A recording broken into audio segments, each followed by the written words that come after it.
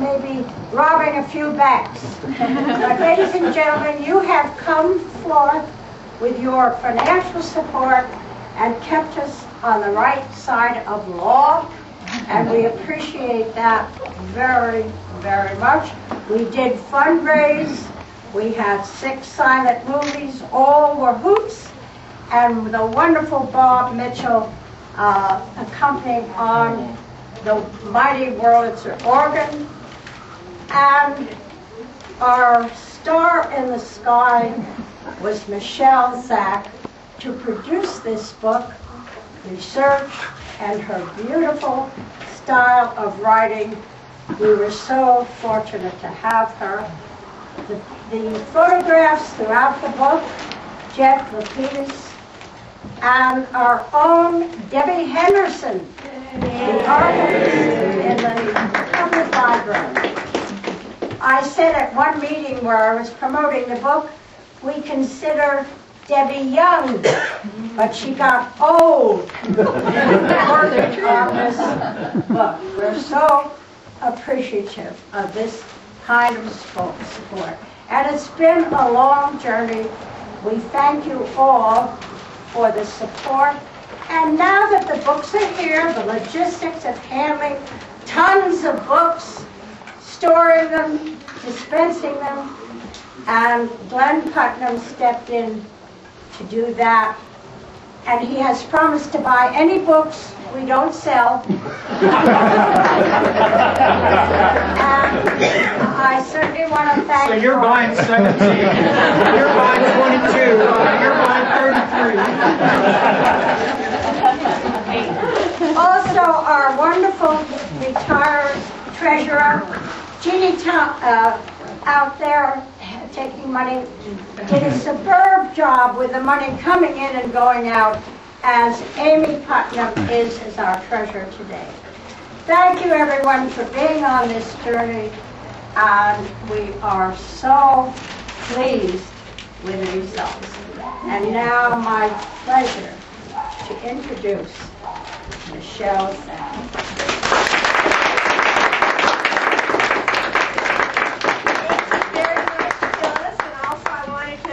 Thank Jim and Steve for hosting this wonderful gathering, which is the first public launch of the book.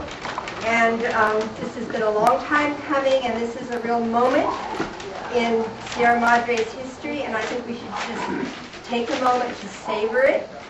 And how fortunate to live in a town that values its history and is willing to put its resources behind making a record of that history. And I know here, those of you who are here are all donors, and that at least, I think about 400 people stepped up to the plate and in some way or another supported this book financially. And I wanted to say that I personally really want to thank you for supporting me as I wrote this book, because it was a long time, and I hope people think that it was worth waiting for.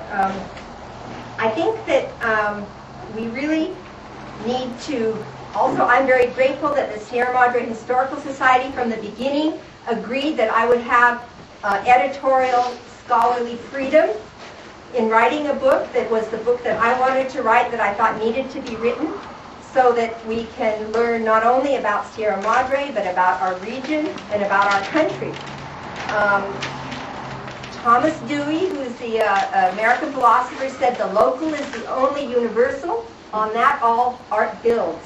And I have to say that's my guiding principle as a historian and as a writer, that too often people think history happens over there, somewhere else, somebody else, a different time, but it's just the opposite. When you start connecting the leg bone to the hip bone, when you start connecting the dots from the local to the regional and to the state, even nation, it's just there's something very universal about history, and I'm just so happy to have had the opportunity, to work in your community and to learn about it. And I think that I'm really very pleased. I don't know how many of you saw Larry Wilson's column, but he did say something like that the book kind of creates its own category because it goes so far beyond what local history generally is. And to be frank, local history doesn't get much respect generally within the historical community because it's too often just a list of quaint stories and the founding, families, and you kind of stay away from anything that, could be unpleasant, and you don't really analyze the historical themes. And I didn't have that problem at all. So in telling Sierra Madre's story, I feel that we touched on Manifest Destiny, we touched on westward expansion, the progressive era. I mean, all of the main epics in American history, you will be tricked into reading about, reading your own local history. So I'm really pleased about that. There's a lot of people to thank. Obviously the Historical Society, but the people that I worked with really closely over the last several years is obviously Debbie Henderson and the library, and Tony Buckner. The staff of the library was so supportive.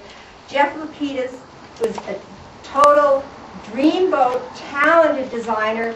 We just worked together 5 years. He was hired right after I was, and we worked together so closely, and it was a wonderful experience, not like with Altadena, where I can tell you there's blood on every page of that book, arguing about stuff. But Jeff got it so well. The way he would match the image to what was going on in the text was so perfect that I could never say anything other than, well, that's great. So that was really wonderful. And then Louise and Paul Levy were just great sources of personal support. Keith Coningsberg did a whole lot of, he did proofreading, as did Debbie and other people. The Quigleys, I haven't met the Quigleys, I don't know if they're here, but they lent the picture and allowed us to change the picture a little bit from what the original. And then the other person who I just have to mention is Elaine Woganson. I don't know if you know her. She went and read 40 years of newspapers, picked out all of the themes that I was interested in, made over 1,000 copies of pieces of, different news stories, and cataloged them.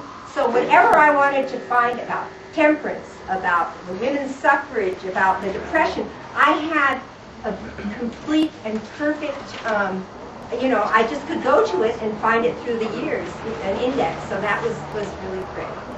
So then, I think beyond that, I just want to say, one more person, and that is John Grijalva, who just kept calling me and pestering me.